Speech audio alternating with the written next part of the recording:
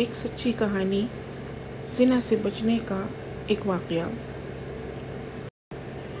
جیسے زنا کرنے کا عذاب بہت سخت ہے، ویسے ہی زنا کا موقع ملنے پر اسے چھوڑنے کا ثواب بھی بہت زیادہ ہے۔ ایسا ہی ایک واقعہ پڑھیے، سناتی ہوں آپ کو کہ ایک شخص جو کہ نیک اور متقی تھا، وہ روز رات کو مسجد میں بیٹھ کر حدیثوں کا مطالعہ کیا کرتا تھا۔ ہر روز کی طرح وہ حدیثوں کا مطالعہ کر رہا تھا کہ اچانک تیز بارش شروع ہو گئی اور اسی بارش میں ایک خاتون پھنس گئی۔ اس خاتون نے مسجد میں آ کر اس شخص سے مدد مانگی کہ مجھے یہاں ایک رات کے لیے رکنے دیجیے، صبح میں چلی جاؤں گی۔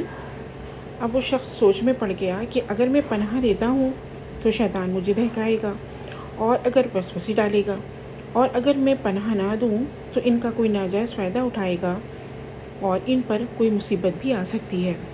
یہ سوچ کر اس شخص نے اس خاتون کو ٹھہرنے کے لیے اجازت دے دی اور کہا کہ آپ ایک کونے میں جا کر سو جائیں۔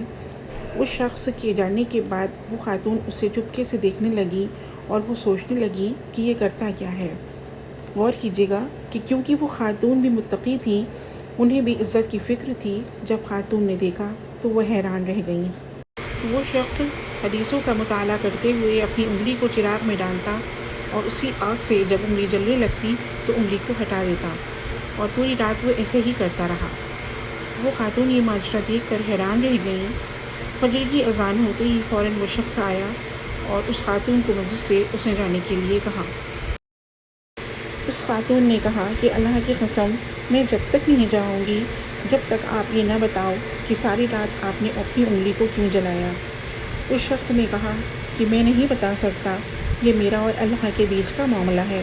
لیکن اس خاتون نے ضد نہیں چھوڑی اور آخر کار بہت ضد کرنے کے بعد اس شخص نے بتایا کہ میں جب حدیثوں کا مطالعہ کر رہا تھا تو اس وقت شیطان مجھے وسوسے ڈال رہا تھا کہ زنا کر لے، اکیلی عورت ہے، کسی کو کچھ پتہ نہیں چلے گا، اور مجھے بہکا رہا تھا کہ کوئی نہیں دیکھ رہا ہے، زنا کر لے، بس ایک بار کی بات ہے۔ اس لیے میں اپنی انگلی کو آگ میں ڈالتا اور جب درد کا احساس ہوتا تو ہٹا لیتا، اور اس طرح میں خود سے کہتا کہ اگر یہ برداشت نہیں ہو رہی ہے تو یقین جانیے کہ جہنم کی آگ اس سے 70 گنا زیادہ تیز ہے، اس کو میں کیسے برداشت کروں گا۔ یہ سن کر وہ خاتون گھر چلی گئیں۔ کچھ عرصے میں ان کے لیے کئی رشتے آئے، مگر اس نے اپنے والدین سے کہہ دیا کہ میں ایک بہت ہی متقی لڑکی کو جانتی ہوں اور میں نے دیکھا ہے اور میں اسی سے ہی نکاح کروں گی، تو اس شخص سے ہی کروں گی۔